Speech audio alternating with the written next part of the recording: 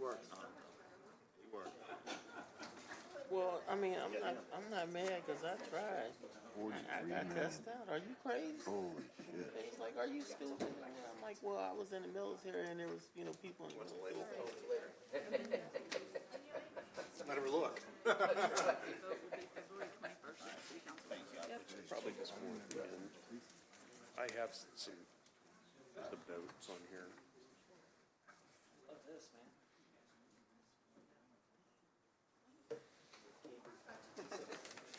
Let's go. They'll just talk all night if you let them. All right, Chief. We about ready to begin. A few of the members will be strolling back in. Give them a few minutes here, but we are ready to go. They can catch up. Go for it. All right, sounds good. I know that everybody is looking forward to a nice, long, detailed discussion tonight like we had last time, but I did shorten it up a little bit for you. So this one was a little bit different for us too. We don't have Reggie as our fiscal guy, and it's one of those you don't know how much help that a person is for you until they leave. But Julie, Dominique, and Mallory did a great job of making sure that we were ready to go and that we had the numbers we needed. So I wanted to make sure that we thanked them. On the first slide, this hasn't changed in 10 years or more. We've talked about changes organizationally, but we really haven't done. Operations currently has 185 sworn members. Fire safety has 8 inspectors/investigators, and training has 2 battalion chiefs. There's 6 staff chiefs, 4 administrative personnel, and we hired an EMS coordinator this year. We're still waiting and looking forward to getting our fiscal officer, though. Our total sworn is 209, but we have 6 that are gone right now due to long-term illness or injury, which really means that we're down more than that. And obviously, with the overtime levels where we're at, we're really appreciative of the fact that we've been able to hire 1 class, and we got another one starting in about a week and a half. So one of the things that we do have, just like we discussed with the police, is that we do have a problem with contraction at the top for our leadership staff positions. It makes it difficult for us to attract some of our senior battalion chiefs and some other members of our captains that have been around a while to come up to staff and take those jobs. So pie chart shows the same thing that it always does. Obviously this year it's not quite as personnel heavy, and that's a great thing that we're gonna talk about a lot here in a second. When we look at this budget by cost center, there's a couple of numbers obviously that stick out on here.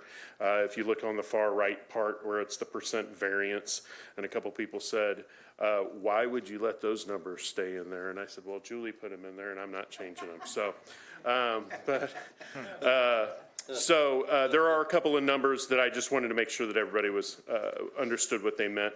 The commodities increase has to do with some training props that we're going to use to get our people some good training. Up to this point, a few years ago, we bought new Zoll monitors, cardiac monitors. Up to this point, Zoll was providing the pads that we actually put on people when we have to shock them for free. Now we have to buy those. Those are not cheap. So that was about another $25,000. We needed some RTF packs for our people when we have an active shooter exercise or if we actually had one occur. It also is going to cover our canine that we're hoping to get through a grant, and our commodities also went up because we do have 2 classes worth of rookies that we're paying for. So equipment increases included new air packs, air bottles and refill stations, which are soon to be out of date. Those are essential. Obviously, that's what we wear so that our people can breathe when they go inside burning buildings. Our thermal imaging cameras are also, we're replacing the end of those, and we're going to get a boat lift and an ATV trailer, and the boat and the ATV are being paid for by our Foreign Fire Insurance Board. Our end of the deal was to buy the boat lift and the ATV trailer, and and the city had a really good deal on that because there's about $150,000 worth of boat and ATV that they provided us with. So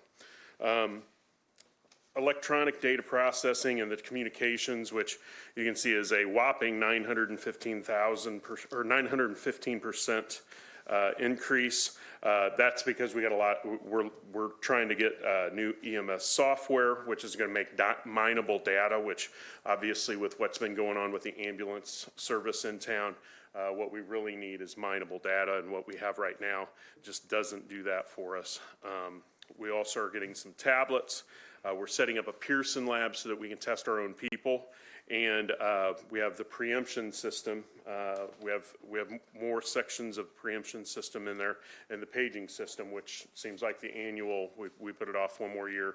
We're hoping to get that signed, sealed, and delivered here in the next couple of weeks. So, our workforce, our civilian personnel was increased by one by the EMS coordinator spot. We currently have the 209 people. If you look at the bottom, our current demographics, we have 6% minority and 3% female. On the right-hand side of that, the test that we just gave a couple of weeks ago, we did a lot of recruiting. We were really out trying to make sure that we made everybody that was available to take this test and was interested in the fire department, that we got the word out that we were giving it. And that resulted in almost 19% minority test takers and 5% females. We would love for that female number to get up, but we just haven't been able to crack that nut quite yet. So. You could just say crack that nut. Crack that nut. It's a difficult nut to crack. I'm not saying, don't put words in my mouth. Our coverage protection area has not changed in a really long time either. One of our comparables, though, just to remind you, is that we cover 124 square miles. A comparable for us is Peoria, and they cover 50 square miles. So even though our fire departments are the same size, we cover a lot more area. The NFPA department statistics, structure fires, total fires, and automatic and false alarms are all down, which is a good thing. That puts our people in danger less often, and it also means that we're going on less stuff that isn't really emergencies. Our EMS calls are up almost 9%. So hazmat and hazardous duty condition responses are down a little bit. Total calls were up 4.6%. There was no fire deaths this year. The total calls tend to climb every year. They've doubled in about the last 20 years. So since I've been on this fire department, it's doubled. Historical structure fires, you can see there that the average is about 243. This year we had 241, so we're right on par for what that is. Total fires, we're down a little bit less than the average over the last 10 years. But as you can see, for whatever reason, and I've never been able to find this out, in 2012, I guess 2012 was the year that the world was supposed to come to an end. But there was almost twice as many fires as there has been since. So next year, once that one drops off there, you'll see that we're right in line. We kind of have the same number of fires every year. Historical EMS data, we're up 1,100 calls or so in EMS, about 9%. And we've been working on changes to the ambulance ordinance to make sure that we have the right coverage for the people we serve. We have included ambulance companies, 911 dispatch, law enforcement, and hospitals in our discussions. We have that ongoing. I think that we need to make a change to our ambulance ordinance. And I've already made some proposals and have sent those to Mr. Zirkle in the mayor's office to look at those. But there's a lot of things that I think that we need to improve. We're running more calls. Ambulance companies are running more calls. That means they need more people to do it. Otherwise, it's just math. It's going to take longer for us to get to people if we don't have more help. So we're going to need help from ambulance service and our friends in the ambulance companies to make sure that they're helping us provide the right type of coverage. In our Division 2, our fire safety, they had inspections go up almost 25%. code violations during that same time frame, and the code, and what was cited was down at 9%, which what that means, which is really good, is that we had more inspections and less violations, which means that more of these companies and these building owners are complying with the rules better, which makes everybody on our department and in the city safer. Plan reviews were up. They're the most since 2013, when there was 2 more employees in Division 2. Investigations were flat, fires were flat, so that's about right. And then the proposed new arson dog, though, will help our investigators do a better job and do it more efficiently. Division 3 fire training, we did a record 86,000 hours of training, which is 432 hours per person. Total training hours was up about 14%. That's really remarkable, especially considering that our manning numbers are down. So that means that we're doing more training hours with less people. So our people are training a lot. We make sure that there's a lot of things that they have to get every year, but also one of the things that we've made sure that we've worked into there is both physical fitness and personal wellness. So there's a lot of things in there that aren't just on how to fight fires, but also to take care of yourself. Apparatus ages on this. This is a vastly different chart than what we've had in the past, and this is a thank you slide. Basically, you can see the bars that are in red are where the ages for those apparatus were last year. The bars, some of them, I wouldn't call them bars, they're more like stumps, are green. That is where our apparatus ages will be this year. It's dramatic. It will make a big impact on our ability to stay in service. It will make a big impact on the amount of time that we have to take things to the shop and pay for repairs and just people not being there and being on the right type of equipment. So I did promise Director McCarty last year that I would not ask for any fire trucks for 7 years. He didn't know I had my fingers crossed behind my back. But what we want to do is possibly trade a couple of the used trucks that we're going to have that are actually going to be good enough that somebody else will want to purchase them, which we've never been in that situation before, and maybe look for a heavy rescue truck that would be at no cost to the city. And the other unfortunate thing is it won't be 7 years, because right now Pierce is about 3 years lead time to get in line to get a fire truck made. So we're looking at fiscal year 2026. We're going to be here again asking you to get in line for fire trucks. So we got great stuff coming. We were up there last week and we saw one of the engines in a platform truck. They're going to be great for our people and great for the citizens of Springfield. Accomplishments, record number of calls, hired our EMS coordinator, which is going to make sure that our people are doing the correct documentation and providing the right type of care to everybody. We contracted a recruitment consultant this year, and I can't tell you how much of a difference that made. Quite frankly, what it was is that everybody wants to ask, why are your minority numbers not where they should be? And as a person who's never done recruiting before, that's hard to give them a correct answer. So what we did is we said, we don't know how to do this, so we're going to go and have somebody teach us. And I think that the response that we got from that, both from the community and the numbers that we saw and the people that took the test, is a testament to sometimes you just need to go out and find somebody who knows what they're doing, because we are not recruiters, we're firefighters, but that now what we have is a plan, and we were going to teach ourselves how to do better recruiting. So that was one of probably the biggest accomplishments that I think that we had this year. We hired 2 classes of recruits. One just got done, one's going to start in about 10 days. Worked with the mayor's office and the fine folks sitting around this horseshoe for plans to modernize the fire department through new rigs and new houses. And Foreign Fire, once again, I want to put a big thank you out to them because they purchased a boat. We have had the most dilapidated, embarrassing boat on the lake for about the last 5 years that we were trying to run both dive calls and sonar calls and rescues out of. And they've purchased a new boat, which is supposed to be in the next couple months. And it's gonna work a lot better for us. They also purchased an ATV and a drone, and we've used these drones already on calls, and they save us a lot of time by giving us perspective that we've never had before. Priorities, continue with the new recruit classes on an annual basis to make sure that we don't get into this overtime hole that we've experienced the last couple of years. To build the 3 new stations that we are going to get the bids open on next Thursday, and then to start the design process for Station 2, which is on Stevenson Drive, that currently has the tower behind it. But we want to include a training facility. Right now, we don't have a training facility. We have a classroom, but we don't have anywhere that is really designed for us to train ourselves.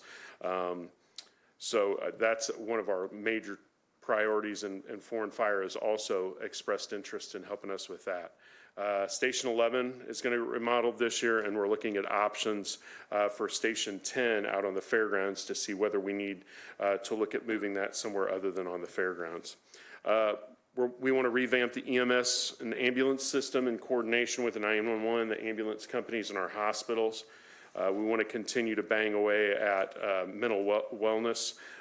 We are seeing uptick just like everybody else as far as PTSD and just overall problems that people are experiencing with the work that we do. And I think that a lot of that is attributable to the fact that we do twice as many calls as what we did 10 years ago. So we're seeing twice as much bad stuff. So you can only take on so much of that before you need to make sure that you take care of yourself. So we're trying to put, just like the police said before us, trying to make sure that they have the tools that they need to stay well so that they can serve the people in the city of Springfield. We put together a CPS department study group to implement the initiatives that are in there. We meet about every 6 to 8 weeks. It's been a little bit because we've been in budget season and a couple of things, but we want to make sure that we did this study. Let's make sure that we try and put those things in place that were recommended. And then we want to make sure that the recruiting that we started this year doesn't fall by the wayside, and make sure that that is a consistent year-round, year-in, year-out. We've had discussions with District 186, with the CACC in Lincoln Land to make sure that we create pathways for our Springfield kids to see us as a viable option of staying in the city of Springfield. Future hurdles, training facility, traffic preemption, expansion, we have that in the budget this year. As we'd like to do, it's a 4-phase that are phases that are currently planned. We've done one of them, so whatever the appetite is for us to get that done in the coming few years, starting this year hopefully. Station energy efficiency. In addition to building the new houses, we want to make sure that these houses that are 50 and 60 years old are more efficient, that they're not leaking like a sieve, and that we're not, throwing away tax dollars to keep these places lit and heated and cooled. So want to make sure that we have some good plans in place. We want to make sure that professional development and succession is there.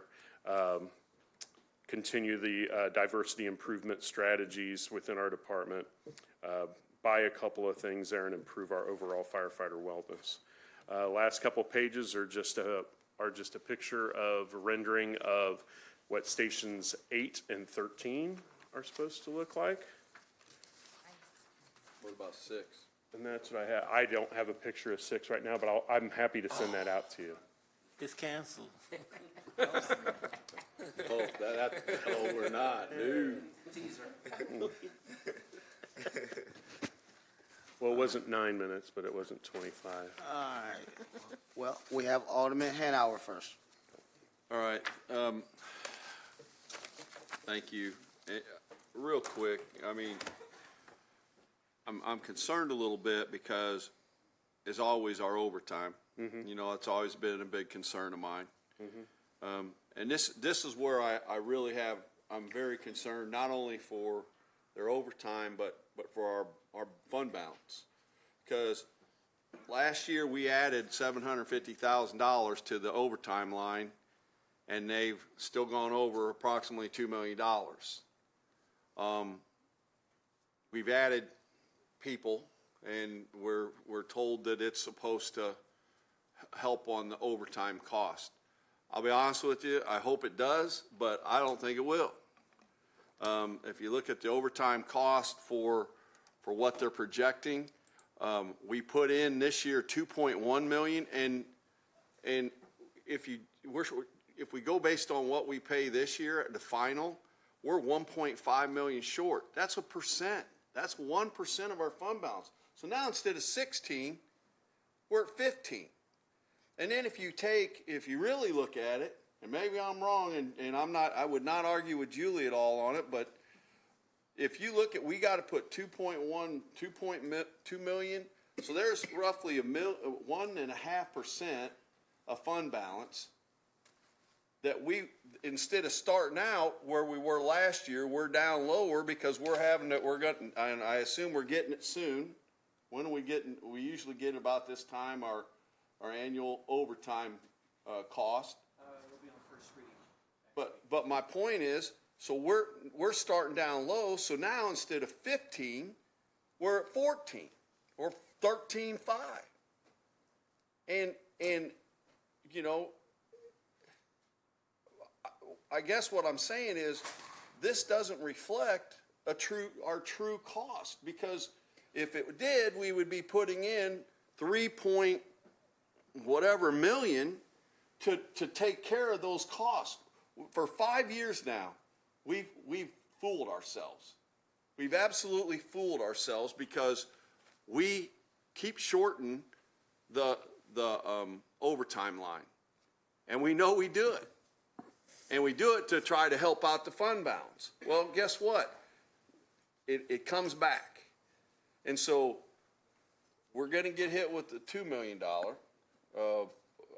addition to it. And we know we're going to be short this year. I hope we're not, but I would bet my left pinky that we're going to be short again, because we got retirements and that, and it's like a never-ending battle. So I don't understand why we don't put in the correct amount so that and let's stop kidding ourselves. And just remember, we're going to start out next year in a hole, because we're not going to be 16%. We're going to be lower the way this is going. And that's very concerning. You know, is there things we can cut out of that we put in to try to make up for the potential? I don't know. I guess that's something we have to look at. I don't like cutting, you know, the especially the public safety budgets, but I mean, it's just, we're kidding ourselves here. That's all I got to say. Well, one of the things about as far as the overtime this year, we knew that it would help a little, but we did have retirements, obviously. But this class was not able to start until June. I understand that. It's almost a 7-month training process. So most of these folks are just now giving us relief in the last month or so. Since we have another class starting in a week and a half, hopefully by mid-late summer, then we will see further relief. I don't have the number of projected retirements in that time frame off the top of my head, but it's probably 10-ish. Chief, just to let you know, I got stopped by one of the firefighters' wives, and they're tired. They're tired of them doing overtime all the time too. Yeah, you know, and so it makes me concerned for the actual, you know, the firefighters and the amount of overtime, what it's doing to their, you know, maybe is that causing some you know, health issues? Is it causing workers' compensation? You know, whatever. But I hope that the class that we put in is gonna alleviate some of this, but it's not gonna alleviate $3 million that we're, you know. My projections for next year, and I don't have them in front of me, but we've been pretty close on what our projections are. I think that the goal will be, this class that's gonna start in next week is supposed to be, have 17 more people. We just brought on 15. That's 32 people in, less than 9-month time frame. Now, once again, they won't help until August. Right. Part of the problem that we have is that you can only hire a class that's so big because of our student to teacher ratio, and we can only hire so many classes a year because they take so long, because our instructors, they work their butts off all summer. They're going to work their butts off all summer training this crew. They're going to need, in addition to working their regular shift work. So then we like to try and give them a month or two off before we throw another class on them. And this one, we've turned it around as quickly as we can. The mayor and I wanted to make sure that we kept that cycle going of hiring. There's a possibility, that the class after this, maybe we'll look at a little bit higher. We really, on this list, we were like everybody else. We darn near exhausted the list for this class. So the group that just took the test, I think that I saw had 182 people pass the written. So that's more than we had last time. So maybe we can look at making a little bit bigger class for after this in the fall. The bad thing is that timing always comes into play too. You can't, it's really not optimal to have people outside learning how to flow water and pull hose in December and January. So that's why we started in June, and now we're starting in February, is we can put them in a classroom for a month and a half, and then by April, hopefully it'll be warm enough that we can do some of that stuff. I think the hiring will get there. I think that what we have to look at, and I didn't talk about this in there, is just like the police were talking about, is we have to look at maybe that 217 number becoming 220, something like that, because what we're seeing is, especially mental wellness side, is that we are seeing every year we've had at least one person off 6 months, and then we had 2 people who have had long-term illnesses that they're not coming back, but we still have to pay them to be on our payroll, but we got to pay time and a half for somebody to come in for them. So we don't know if this is something looking forward that's going to continue to trend upwards, but it sure seems like across the country that especially PTSD isn't getting lessened right now. We're trying to fight it, but it's not going down. Alderwoman Purchase. Thank you, Chair. I just have one follow-up question and 2 comments. I saw that you was asking for a little bit over $1 million for the computers and internet service. Is that kind of what you just talked about for the EMS with tablets and computers? It's not $1 million worth of tablets. Those would be some really fancy tablets. But the telecommunications and the electronic data stuff includes the preemption system and the paging system also, which are big ticket items. You're talking about $600,000 to $800,000 for each one of those. Got you. So just updating a lot of the equipment. Well, the paging system is antiquated, and we've had this discussion, but it was built in the 70s, and we got to have that in place, because if it goes down, then we're literally on handheld radios. So I think that's coming up next. Is that Tuesday as well? Is the ordinance for that next? So that'll come in front, and then we'll start with the paging system that will be installed in the existing stations right now, and the way that it takes about 9 months to install all of it. So hopefully by the time we get done installing them in the existing stations, then the new stations will be ready for it, and we can take everything online at once. Okay. And then just continuing to encourage everyone throughout the city with the new law that has taken effect on the 10-year smoke detector batteries that needs to be installed, encouraging to continue to push that out, because when we did the sound alarm program, there were so many houses that didn't have smoke detectors. And we plan on doing more of those this year. Okay. Yep. And that's it. Thank you for what you all do. Thank you. Alderwoman Conley. Thank you, Chair. Thank you, Chief. obviously, I knew Alderman Hanauer would cover overtime for us. But I also, I think, I appreciate that you're being upfront about this. Obviously, there were delays in hiring. We can't forget that COVID happened and everything that set us back. So I do appreciate the level of hiring you're doing, the outreach. I would certainly, again, as with the police department, be interested in seeing what your numbers look like for a 220 as opposed to a 217. And I appreciate you being, again, with our police chief, being honest about the fact that overall health includes, not just physical, but mental health. A very stressful job.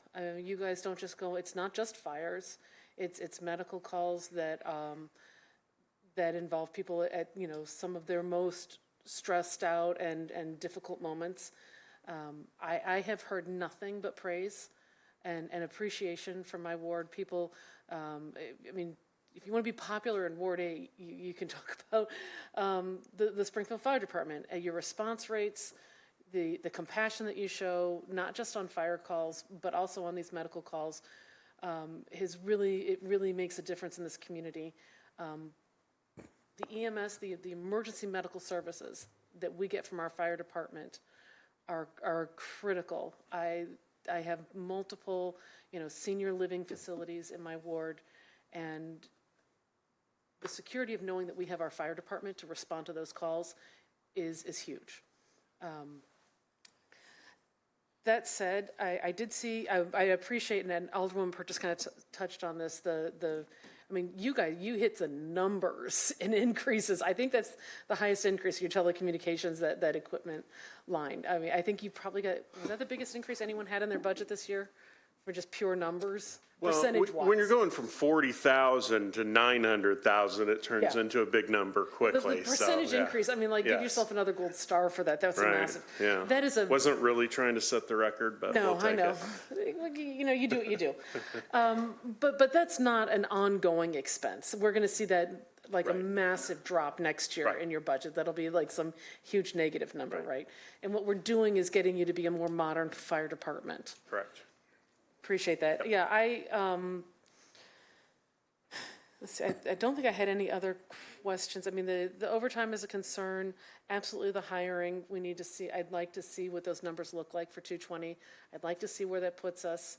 And again, just Chief, appreciation for you for being open and honest about, not just the rewards of this job, because I think it is a rewarding job, and there's a sense of, as with the police department, you are a core of our community. You're a core from that first responder to provide security and safety in our community.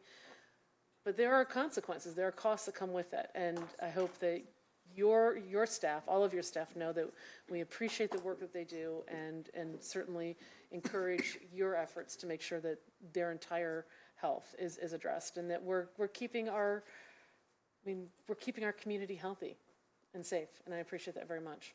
Thank you. It was, I have to applaud all the folks, especially that are on shift right now this last year, even though, you talk about the overtime and a lot of people are going to look at the dollar signs, but our folks missed a lot of family time, personal time. Downtime. Yes, they had a difficult year. There was a lot of people that struggled with their family life this year. There was, those are the things that accompany that. Yeah. Well, and you put that out. You point that out here. You're talking about increases in calls in ways that your staff numbers have not increased. Right. So again, and I'm just going to what you said, you are doing a whole lot more. Right. And it's not more in a it's very consequential for the safety and security of our community. So I don't know if hearing a thank you from City Council is as important as making sure that all these other things are fixed. But then just one more point, I will tell you, and this was just from the time that we spent going on some of the touring and some of the stations. I do hope that having these new fire stations in place where we've got I'll be honest, it's kind of private overnight accommodations. People have a little more space. I'm hoping that maybe Right. makes women not such a tough nut to crack. And encourages some more people to come in and I have a consider feeling I'm this. going to hear that from her more than once. Oh, yeah, you're over getting a the- bag of walnuts for Christmas this year. Thank you. Thank you. All right, Alderman Williams, and then we're gonna go, Alderman McMenamin, and then we'll go to Mayor. Last. Okay, thank you, Chief, for coming. So, I want to talk to you about, the training center. So this training center, you know, I'm proud, it's on Stevenson. You know, I'm a little concerned because we just, had a lot of activity going. We got the quick trip going in over there. We have the, CWP is proposing a GISM, some type of plan and manufacturing that they want to do. So I'm going to just ask you, you already own and have enough land to do a training center? You wouldn't need to acquire any other land as all this activity is going on? We believe so. We haven't done a footprint layout, but CWLP, the city, owns a considerable amount of space, actually beyond that tower. We have it fenced in, but if you go, I want to say it's another 500 feet deep past there that we have, that we can put other things back there if we needed to. We think that we can replace the fire station on almost the same footprint, add a classroom on the back, and then have a new tower type facility as well. And then we have other props back there, but we believe we have this. Classroom there now, right? There is no classroom there now, no. Well, The as long as you're classroom is- aware that this activity's happening, I would be very upset if now we got to find a new location because we don't have enough space, because right now we're allowing all these other things to go. But if you're telling me you have enough space, I just won't worry about that part of it. You Yeah, know? no, we haven't gotten to the point. We wanted to make sure that we had the architects get the current houses that are being designed where they needed to be before we asked them to do another design.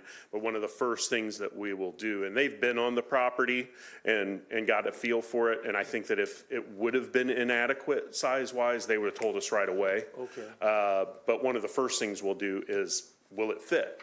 And they'll do a fit test, and I'm sure they'll be able to tell us that rather quickly. I appreciate that. And then the other thing is, so the older generations in my ward talk about triplets. These triplet firehouses, 3, 4, and 5 maybe, or I can't remember. I know 19th and Converse, Clay, and probably either Keyshaw or Down, North Grand. They're supposed to be the same building, or is this true? They're very close, yes. Okay. 5 has one extra bay on it, but I think that was added afterwards. So I don't think that was I just didn't originally. know if they were all built together or separate, but anyway. They were all built within a couple of years of each other, Okay. yes, in In the 50s. 1950s? Yeah, okay. 54 to So- 57. All right, so, and I bring them up just to say this, that, I know we just went through what we went through with the ones we're doing now. What is it gonna look like when we ever have to address that, and they're the same age, the same building, the same everything? But one citizen asked me in particular, the equipment that you own and apparatus and things that we use today, can they fit in those bays of those 3 buildings that, It's tighter than what the new houses will be, but everything does fit. I mean, Station 5, Station 4, Station 3, but it's particularly Station 4 and 5. They are 2 of the highest call volume companies in the city, and they have enough room to store everything that they need, to have everything that they require to go on these calls. So they are adequate. They would be, obviously, just due to their age, they would be some houses that are definitely in the next, probably handful of houses that we would look to do to replace. But right now, they serve our needs. They serve our needs, and they're in good spots. The people love them, don't get me Yeah. wrong. The people, these little bitty things I'm looking at and going wild. When I visited, they fit the neighborhoods perfectly. People who live around them have been around them for years. I'm talking, 30, 40 years. So they love all that about them. However, they do ask me questions like, those big old fancy new trucks, and can they still use our fire station, that type of thing. But you've answered the question, and I appreciate you for it. And I think you guys are doing an excellent job. Thank you. Alderman McMenamin. Thank you, Mr. Chair. Good report, Chief, and thank you, staff, that all helped to put together these slides. There's some really good slides there. The apparatus slide was outstanding, showing what it'll look like when we We get were all really the- happy to put that one together. Absolutely. As to the overtime, I think you gave as good an answer as you can give to the overtime and how you expect things to get better. Here's something to consider. Overtime is, as you pointed out, we've had shortages of staff. We also have the minimum manning, rules and so forth. I hope, Chief, that you and all the white shirts here tonight are in a position to go to your membership, to the fighters, and say, hey, we've never had this many good firehouses coming on board. We've never had this many apparatus. Let's try, during the next collective bargaining agreement, to try to find some reasonable accommodation to the city's needs to cut down on overtime. And you're all in the best position to do so. Look at what you've accomplished with these budgets. And I know last time, Chief, you decided not to be in that negotiating room on either side of the table. But I think the administration possibly could use your leadership with the rank and file and see what we can accomplish to minimize the overtime in a couple of ways. Okay, that's one set of comments. The other comment is you've done real good on recruitment. And I think police was talking about internal recruitment. And we had interesting discussion last night about CWLP. And they say they historically have relied upon HR to do their recruitment.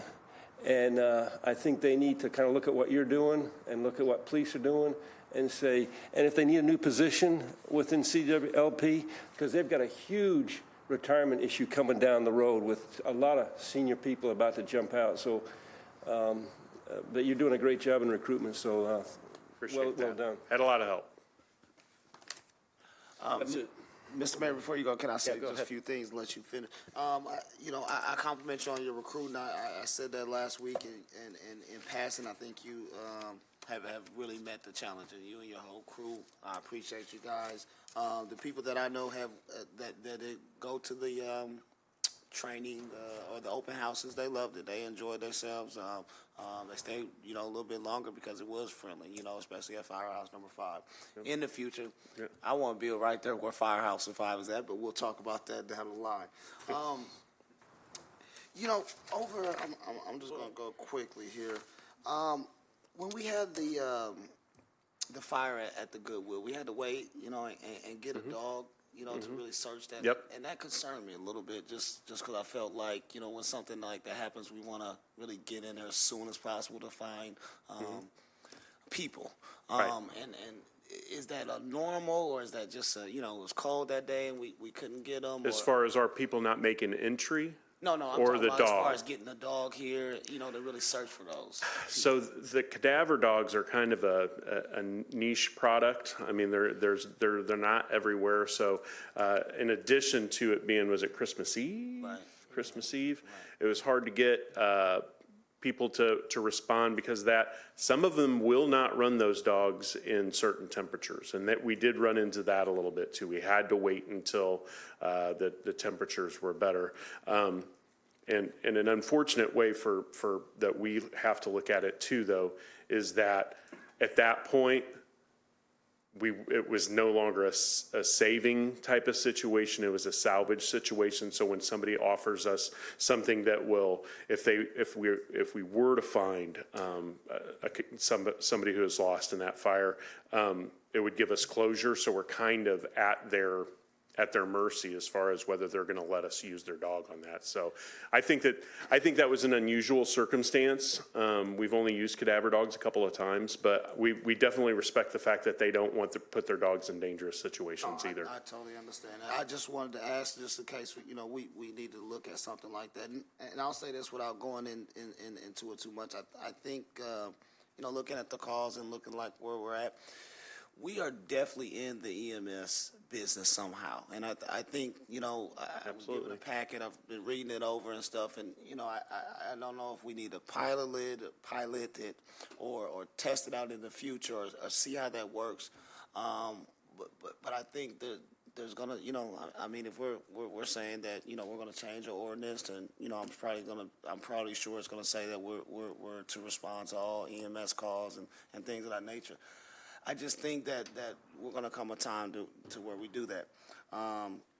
Speaking of overtime, you know, that's always been a deal, and I agree with, you know, at one point in time we was looking at cutting it, right? Right.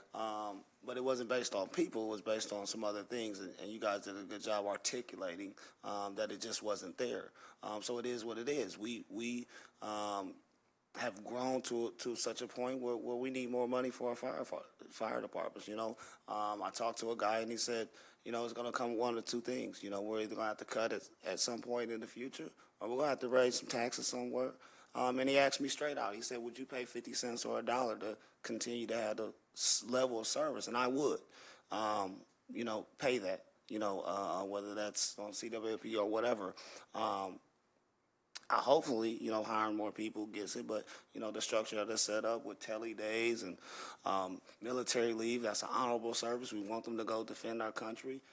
It just is what it is. We've gotten to that point where we got to look at different ways to keep all of our firefighters and still deliver the service. And if it takes, like I said, when we did it, I said, hey, I'm sure we got some money to take care of overtime for this year and probably next year, but it's going to come a time where we're going to get tight. I know I hear Alderman Hanauer, and I heard Budget Director McCarty. We're probably at 60 million. So, you know, I'm thinking, you know, you're thinking we're at 13. I'm thinking that we'll probably be at 18 looking at those numbers. So it's still going to be tight and it's still going to be close. And we got a little bit of time to figure this thing out, but we're going to have to start thinking towards it. So I'm with you. I support you guys in anything we need to do recruiting wise, but, you know, I always like to be honest. So thank you. Appreciate it. Mr. Mayor. Yeah, a couple items. One on the EMS, we are meeting, I think, Monday with 911 and the ambulance companies and the hospitals. So, you know, it's a private-public partnership that will work through that process, share the ordinance suggestions, and come to a better resolution. I mean, that's what we're working towards. The other thing is, with regards to the equipment, can you give the schedule of the 9 apparatus, what the timeline of receiving those are? So the first 2, engine and a truck, should be here within a month.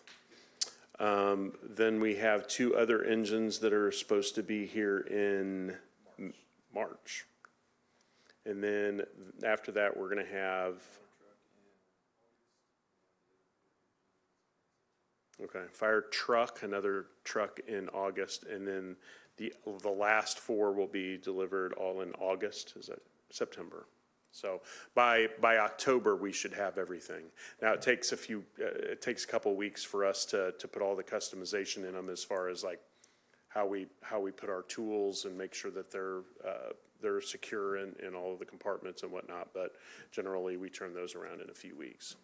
Well, thanks to the City Council for supporting that initiative last year, because we just heard what the importance of that is, because if we didn't, if we were doing it this year, we'd be behind the queue by 4 years. It was actually 44 months at one point. That's crazy. 48. Crazy. And special thanks to Deputy Chief Abbott. We really appreciate your leadership on that, as well as Chief Blough and everybody else. But thank you for bird dogging that, if you will. So thank you. All right. Anybody? Last thing. When you get a chance, can I get a picture of 6 when you get it? Yes, I will send that. I will send out pictures of 6. Maybe when I leave here, I'll walk over and No send them problem. to you. No rush. I appreciate you guys. Any further questions? All right. Thank you to everybody. I think we have to stay for Thank another you. 20 minutes to make it till 8 o'clock, right? Yep. Oh, we've got Budget Director to do that for you guys. You're off the hook. Nuh-uh. He gonna be quick. Weird. Okay.